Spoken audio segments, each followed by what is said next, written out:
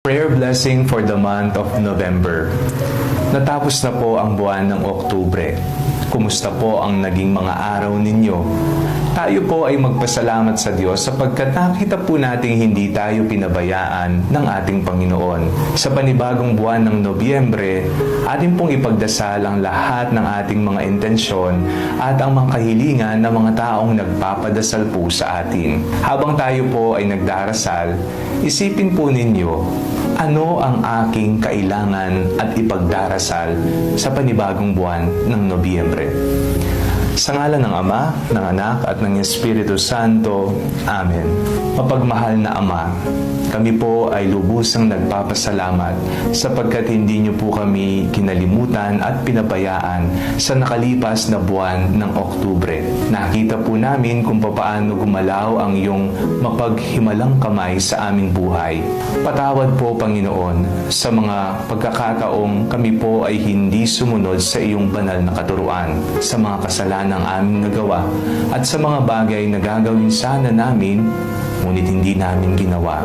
Ngayong panibagong buwan ng Nobyembre, hinihiling po namin bigyan niyo po kami ng ibayong lakas upang makayanan namin ang lahat ng mga pagsubok na aming kakaharapin sa buhay. Alam po namin hindi niyo po kami pababayaan at ipagkakaloob ang hinihingi ng aming mga puso.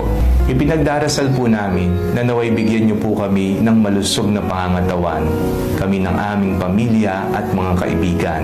Ipinagdarasal po namin na pagkalooban niyo po ng kapayapaan sa puso at kaisipan ang mga taong dumaranas ng depresyon at pagkabalisa. Ipinagdarasal din po namin na naway pumasa ang lahat ng mga nangangailangan ng panalangin na nag-take ng board exam. Pinagdarasal din po namin ang aming pamahalaan. Nawa ang katotohanan, ang kabutihan, at ang pagmamahal sa mga nangangailangan, higit lalo sa mga mahihirap, ang kanilang maging prioridad.